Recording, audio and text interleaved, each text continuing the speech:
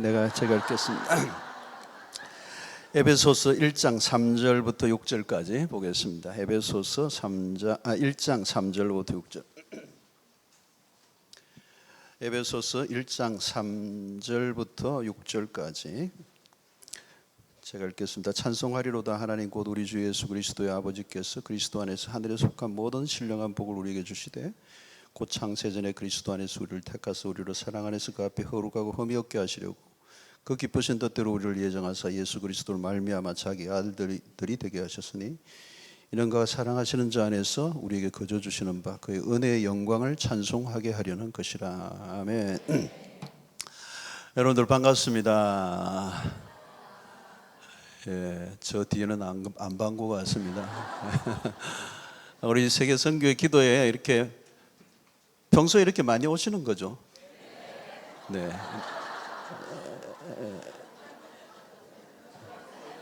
조금 더 오야겠습니다. 네. 이제 오늘 오신 분은 이제 다음 기도에 못 빠집니다. 운명적으로 얽혀가지고 우리 수영로교회의 DNA가 우리가 선교를 우리가 붙잡고 이제 가는데요.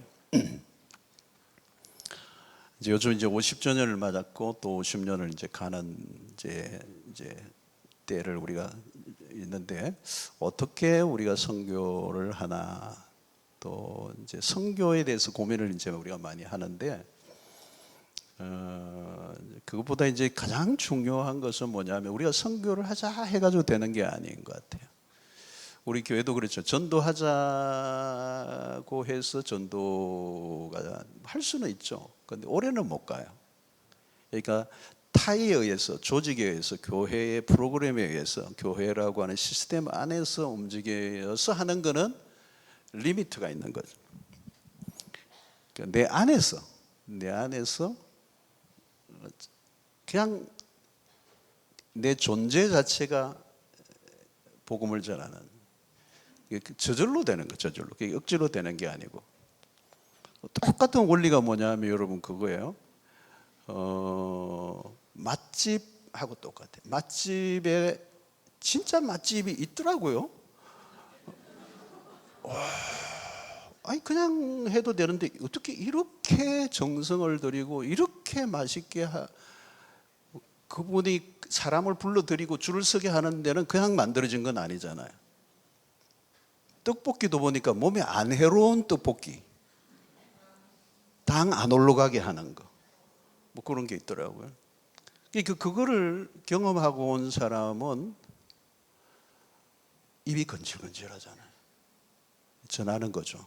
그러니까 그거는 누가 시켜서 하는 게 아니고 내가 자발적으로 하는 거죠. 꽃도 그렇죠, 여러분. 꽃이 그러니까 우리가 어디를 가면 나이아가라를 본다든가, 뭐 너무 멀죠. 어디 가야 되나?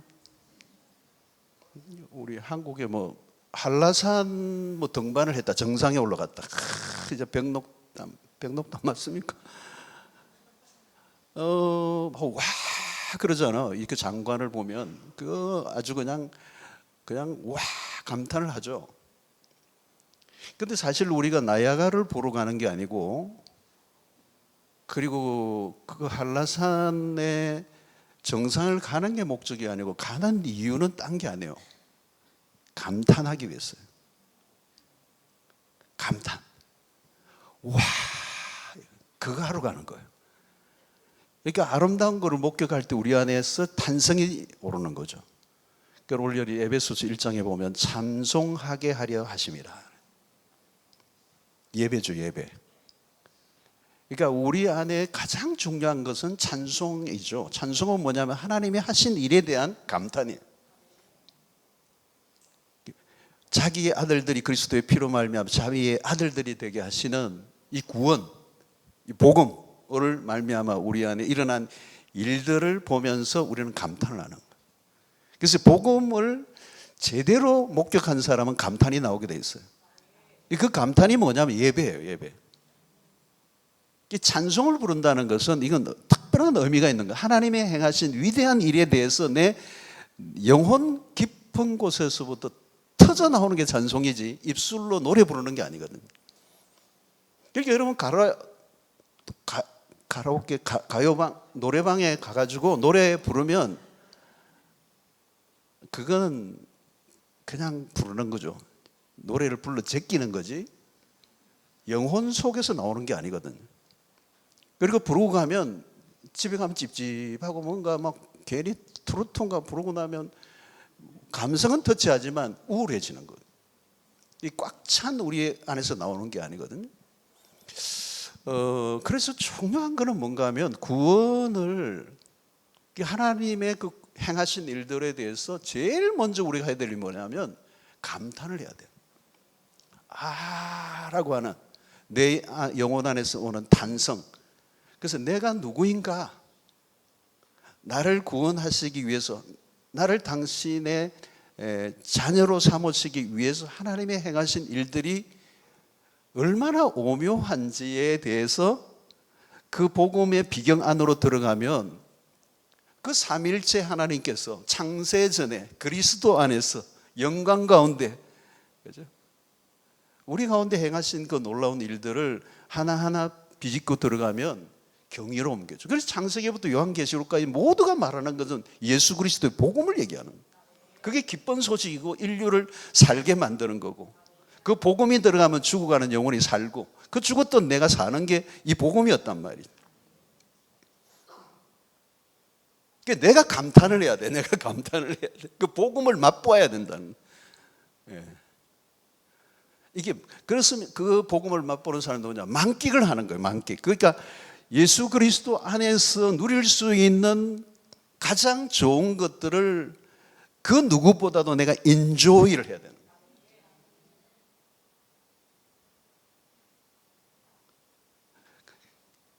교회가 할 일은 딴 게 아니더라고요. 그것만 발견하고 깨닫고 눈을 뜨면 삶이 바뀌는 거죠. 이거는 보통 소식을 내가 갖고 있는 게 아니잖아요. 굿뉴스를 갖고 있는 거거든요. 제일 첫 번째는 이 만끽을 하는 겁니다. 그래서 꽃을, 여러분들 꽃이 이래 하나도 저기 하네. 저기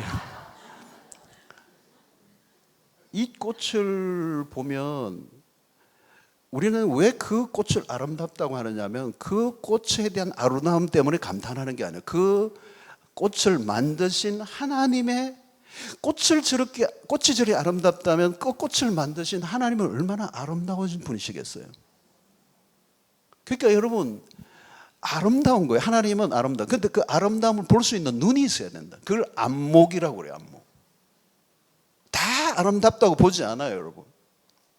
미술 작품도 보면 50억, 100억 하는데 그거를 미쳤다고 그 50억 주고서 하나, 이런 분은 안목이 없는 거예요. 근데 안목이 있는 사람은 그걸 보는 거죠. 그 앞에서 발길을 멈춰요. 가지를 못해, 그 작품 앞에서. 근데 어떤 사람은 씩 하고 지나가죠. 안목이 없어서 그런 거예요. 만끽을 하려고 하면 안목이 있어야 돼요. 복음을 보는 눈이 있어야 돼요. 성경을 보면 곳곳에 복음이에요. 곳곳에 그리스도의 피예요. 그분이 하나님의 신분이 인간이 되신 것에 대해서 인카네이션, 하나님이 인간이 되신 낮아지심, 여러분 이것은 나이아가라 폭포하고는 비교가 안 됩니다. 그 나이아가라 폭포에 해봐야 뭐 100 몇십마가 80m 정도 되나요? 혹시 기초 상식이 많으신 분 한번. 높지 않아요. 높지 않아요. 근데 어마어마한 그게 물이 떨어지는 걸 보면서 그걸 보러 가는 거잖아요. 하늘 하나님의 영광을 버리시고 이 땅에 내려오신 그 낙차는요, 나이아가라고 게임이 안 돼요. 나이아가라 아름답죠. 그런데 여러분, 하나님이 우리를 위하여 행하신 그 사랑은 뷰티풀이에요. 그러니까 그 복음에 한번 눈을 뜨면 미치는 거예요. 그래서 제가 오늘 미지근한 신앙이 과연 가능한가, 그게.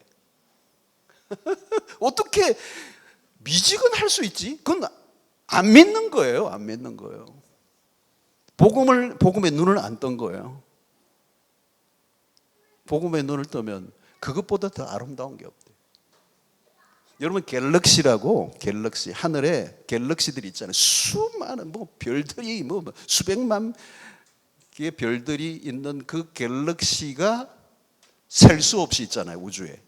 그리고 끊임없이 별들이 명멸하고 새롭게 태어나고, 그 태어날 때 그 별들의 그 장관들을 여러분, 이 제가 CD로 그 유명한 미국의 그 강의하는 분이 그 CD를 실제적으로 지금 그 만원경으로 촬영을 한 것들을 보여주는데 너무나 아름다워요. 근데 그 크신 하나님이, 그 우주, 상상할 수 없는 우주보다 더 크신 하나님이 미물보다 어떻게 보면 이렇게 먼지 티끌 같은 나를 위하여 하나님의 아들을 우리를 위해 내어놓으시고 십자가에 죽게 하시고 나의 죄를 구원하시고 나의 하나님의 자녀로 이 아들들이 되게 하시고, 오늘 이 본문의 이 내용을 보면 감탄을 하는 거예요. 그러니까 예배라는 게 이건 놀라운 거예요. 예배. 세상은 불신자에게는 아무리 예배하라고 해도 예배가 알 수 없어요. 눈뜸이 뭐가 알 수 없으니까. 그래서 이건 예배는 눈을 뜬 사람이요, 만끽하는 사람이요. 그래서 제일 중요한 건 여러분, 복음을 만끽하는 거예요. 하나님의 놀라운 그 은혜를 인조해하는 거고요. 그 다음에 두 번째 뭐냐, 그것을 내 안에 간직하는 거예요. 종종 우리는 복음을 알고 믿고 경험했다지만 우리의 마음이 식어질 때가 있어요. 간직하지 못하는 거죠. 그 아름다운 순간을, 그 감탄의 순간을, 그 감동의 순간을 계속 내가 간직하고 있어야 돼요. 그 간직하고 있는 사람이 유지하고, 그 감동과 그 비밀을 내가 가슴에 품고 있는 사람이 어느 날 직장에 갔어요. 그 직장에서 뭘 하는 거예요? 이걸 풀어놓는 거예요. 그게 전도요, 그게 선교예요. 누가 나누어 주는 겁니까? 만끽하는 사람. 두 번째는 간직하고 있는 사람.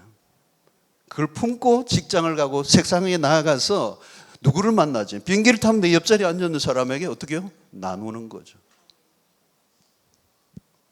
이게 미셔널 라이프예요. 레슬리 누비긴이라고 하는 영국의 선교사가 인도로 선교를 갔다가 오랜 세월 후에 자기 조국 영국으로 돌아오니까 영국이 선교지가 돼 있어요. 예수를 안 믿는 거예요. 이 레슬리 뉴비긴이 충격을 받습니다. 유명한 선교학자. 자기는 선교한다고 어디 인도까지 갔다가 한 생애를 바치고 돌아왔는데 내 조국에 돌아오니까 조국이 선교지가 돼 있어. 안 믿어 예수를. 여러분, 우리는 어디 가서 선교하는 건 맞아요. 그런데 중요한 건 뭘까요? 우리의 삶이 360도, 24hours, 360일 우리의 삶의 전 영역이 선교여야 돼. 특정한 지역에 가는 선교도 맞지만, 그래서 오늘날 이 미셔널 처치, 미셔널 라이프 얘기할 때 중요한 것은 우리 교회가 파송을 받은 거예요. 선교사가 파송된 게 아니고 교회가 선교로 파송이 된 거예요. 그리고 그 속에 있는 우리 모두는 선교사예요. 직장에 가면 직장의 선교사입니다. 유치원에 교사라고 하면 교사로 선교사고, 우리의 삶의 모든 영역이 선교사가 되는 거죠. 그럼 오늘 이 본문을 보면 우리 안에 굉장히 중요한 것은 계속 우리에게 질문은 그거예요. 내가 누구인가라고 하는 부분. Who am I? 내가 누구인가? 여러분, 끝까지 우리 인생을 끌고 가는 아이덴티티가 뭔가를 물어야 돼요. 여러분, 지금 내가 가지고 있는 대부분의 우리의 직함, 직업을 통해서 만들어진 어떤 직함은요, 은퇴가 오면 다 떨어져 버려요. 어떤 분은 그거 자기 직장의 모든 삶을 다 걸었잖아요. 그런데 어느 날 직장에서 나가야 돼. 그게 충격을 먹는 거예요. 나는 여기에 생명을 바쳤는데 그 직장이 나를 계속 안 품어줘. 그 딜레마에 빠지고요. 그냥 뭐 우울함이 찾아오는 거예요. 원래 그런 거예요, 여러분. 세상은 영원한 우리의 그런 포지션은 없어요. 그러니까 내가 누구인가라고 하는 이 질문을 죽을 때까지 갖고 갈 수 있는 게 뭐냐는 거죠. 그게 뭘까요, 여러분? 바로 오늘 우리가 성도라고 하는 것, 그리스도인이라고 하는 것, 하나님의 자녀라고 하는 것, 구원받은 하나님의 백성으로서의 이 정체성. 또 그것이 오늘 우리의 그리스도의 정인으로 그리스도를 위하여 사는, 그리스도 때문에 존재의 이유가 있는 우리에게 그 아이덴티티가 바로 그것이죠. 그리스도인이라고 하는 것.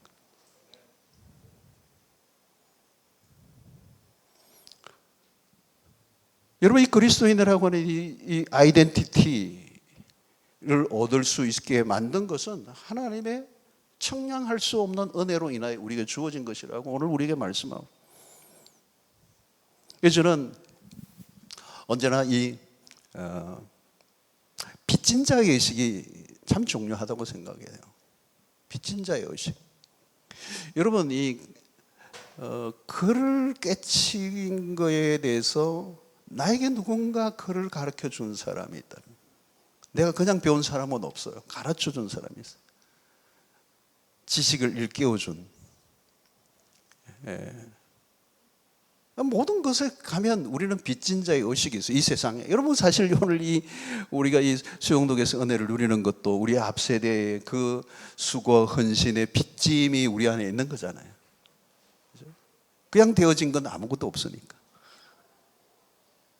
오늘 예수 그리스도 안에서 우리에게 주어진 것은 이 빚진 자의 의식이고, 사실은 이 복음의 빚, 오늘 예수 그리스도를 우리가 믿게 된 이것은 상상할 수 없는 수많은 희생들이 쌓이고 쌓여서, 여러분, 부산에서 예수를 믿게 됐다는 건 이건 정말 기적 중의 기적이에요.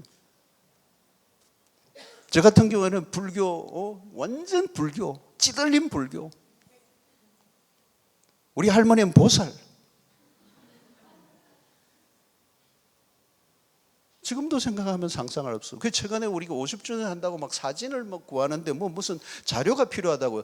저에게 우리 집안에 전도를 했던 그 최초의 작은 아버지 사진 혹시 있느냐 찾는데 얼마나 오래됐어요. 그 작은 아버지가 돌아가셨거든, 일찍이.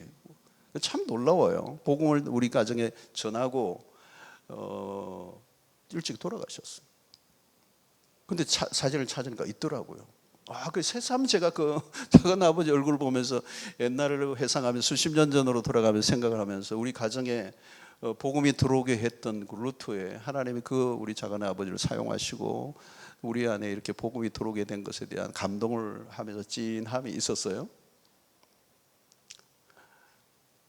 오늘 우리가 복음의 빚진 자의 의식, 무엇을 하든지 우리는 빚진 자예요. 여러분, 내가 하고 있는 모든 것들은 다 빚진 거예요. 다 빚진.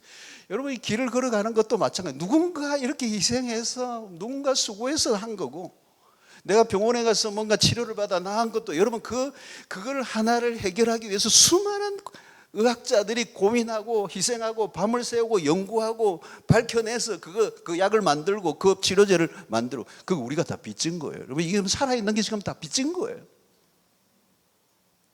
별로 동의를 안 하시는 것 같은데, 여러분, 빚이 너무 많으면요 안 느껴져요.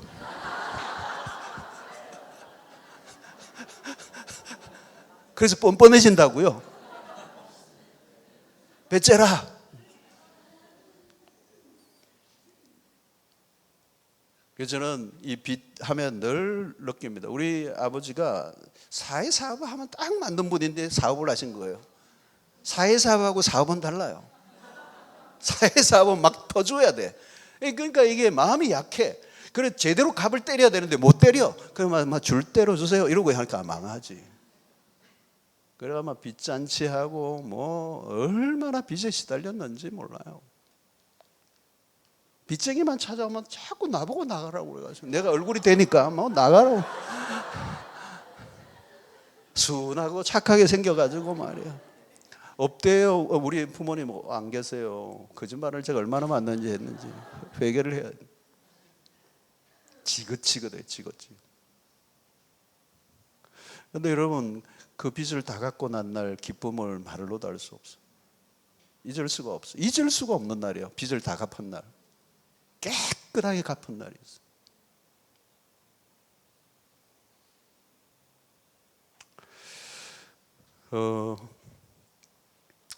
우리가 복음을 위해서 사는 것은 바로 우리에게 복음의 빚진 자로서의 합당한 삶이라고 그렇게 생각하고, 바울은 그 빚진 자 의식이 있었어요. 그리고 그것이 동족에 대한 그 느낌을 갖고 있었습니다.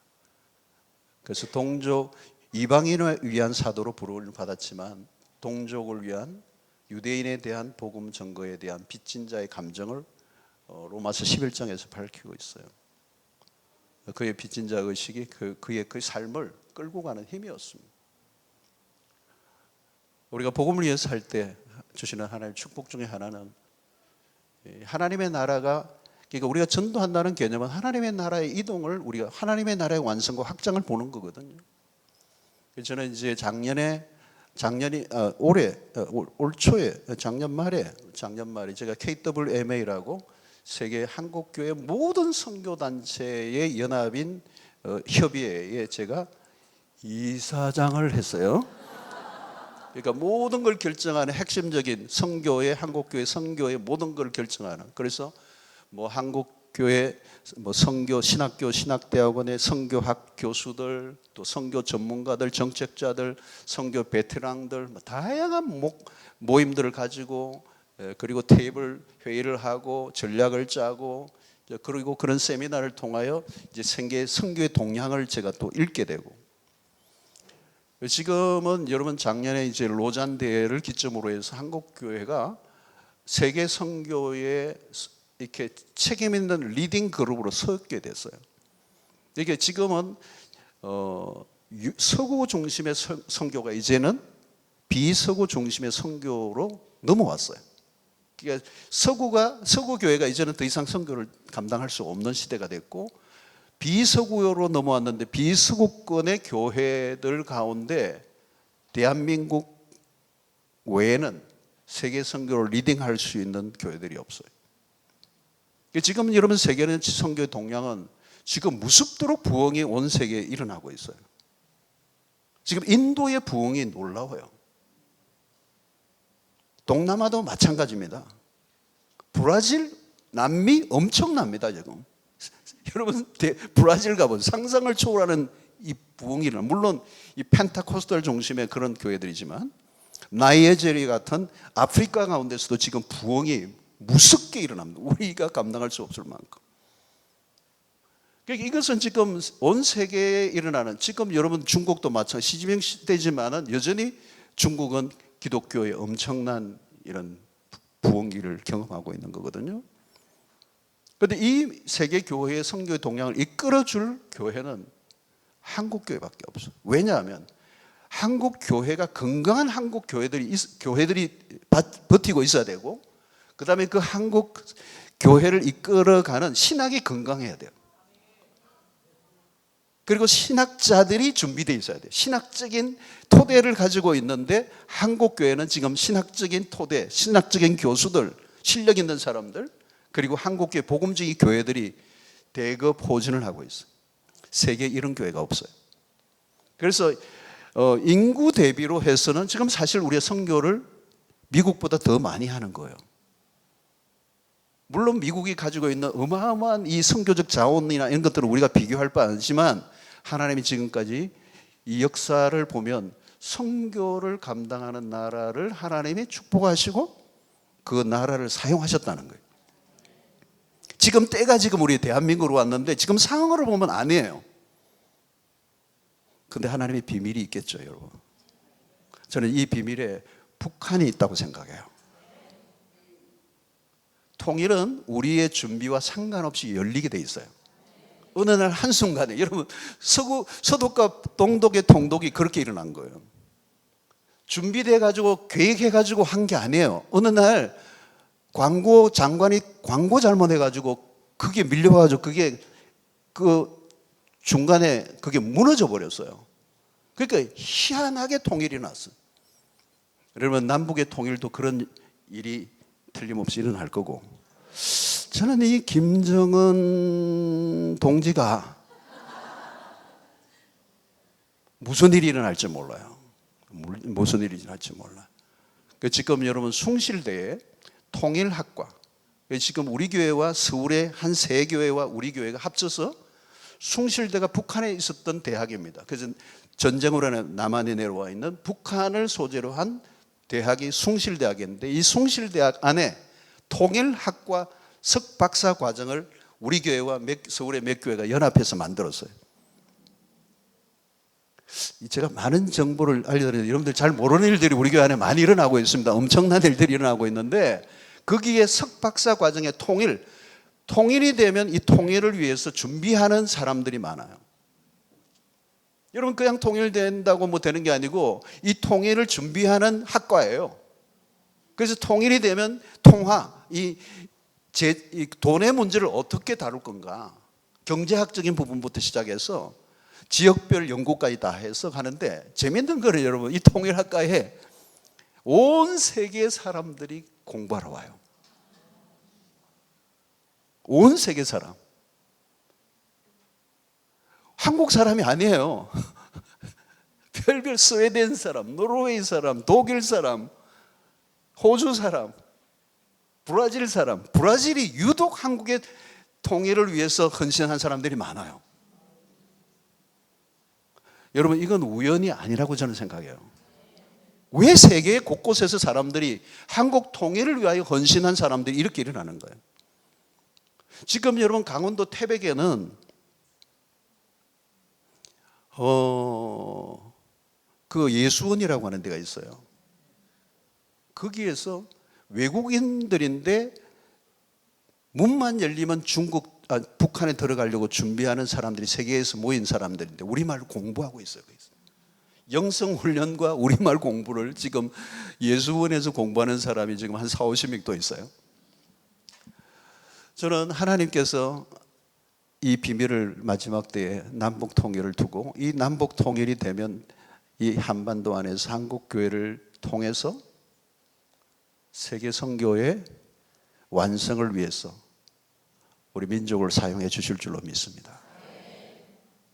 그리고 북한과 남한이 합치고 북한 안에 여러분 지금 교회들이 있다는 걸 여러분 아시죠? 신실한 그리스도인들이 있어요. 비밀이에요. 그런데 이 순수한 그리스도인들 북한과 한국이 합쳐서 이제 중국 교회와 연합을 하면 유라시아를 통과하고 온 세계 선교를, 지금 이미 중국은 선교사를 세계 굉장히 많이 파송하고 있습니다. 하나님이 행하시는 일은 지금도 계속되고 있습니다. 하나님의 나라는 지금도 계속 가고 있어요. 그 일에 여러분들이 삶을 들이시기를 바라고, 저는 그렇게 생각해요. 오늘 우리가 구원받은 우리의 삶은 오늘 이 말씀에 있는 것처럼 구원이 뭡니까 여러분? 하나님의 생명이 우리 안에 들어온 거예요. 예수 그리스도의 생명이 우리 안에 접붙여진 것입니다. 그래서 우리는 그 생명의 꽉 참,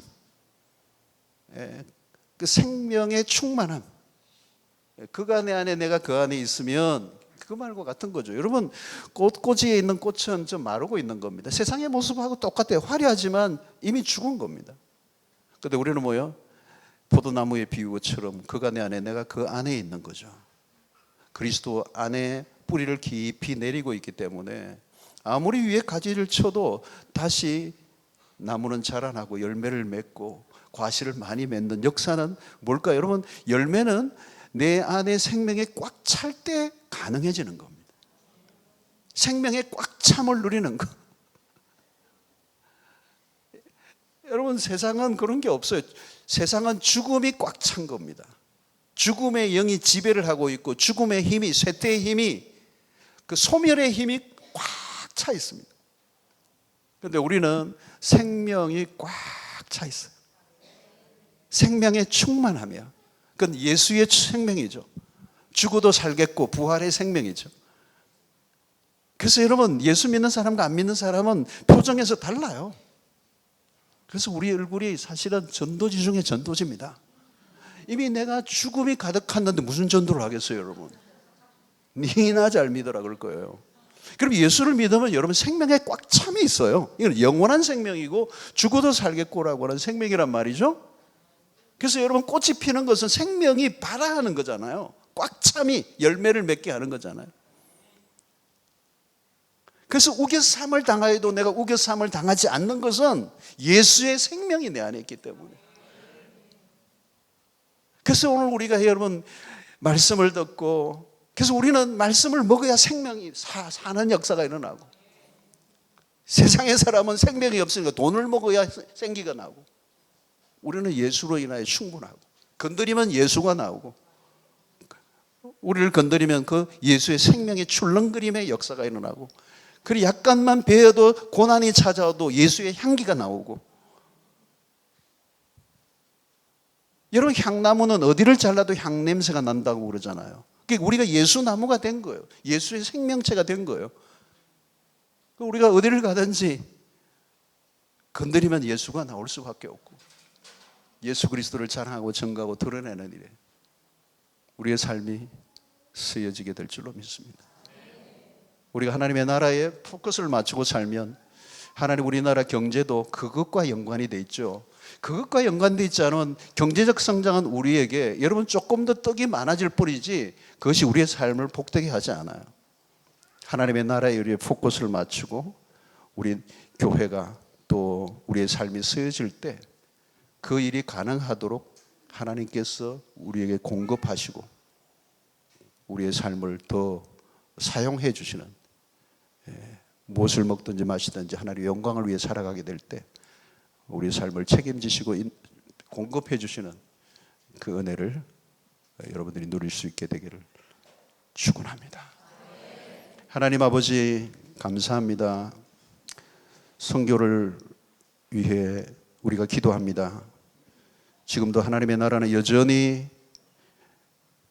하나님의 계획과 섭리 속에 어디론가 향하여 가고 있고, 언젠가 시간이 멈추고 역사의 마지막 순간 주님 오시는 그날 우리가 주님을 영접하고 하나님의 나라의 공중잔치에 참여하는, 그래 잘했다 칭찬받는 하나님의 사람들로 우리가 달려가기를 원합니다.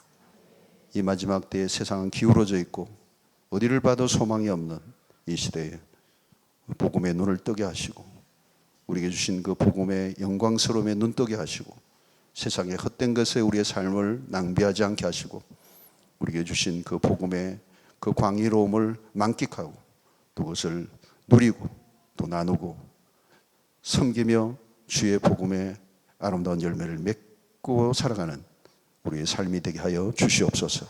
지금도 여전히 일하시는 하나님의 손길을 우리가 바라보게 하여 주시고 그 삶에 우리의 삶을 위탁하고 내어 맡기게 하여 주시고 주님이 우리의 삶을 마음껏 사용하시도록 우리의 삶을 드릴 때 하나님께서 우리의 개인의 가정과 삶도 사업도 주께서 복의 복을 더하여 주실 줄로 믿습니다.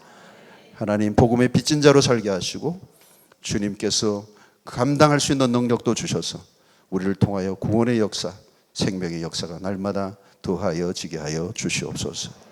오늘 이렇게 선교에 관심을 갖고 함께 헌신하는 귀한 종들 가정과 삶을 축복해 주시기를 소원하고 또 우리 교회가 끊임없이 이 복음 증거의 아름다운 도구로 쓰임받게 해 주시기를 소원하고 예수님의 이름으로 기도하옵나이다. 아멘.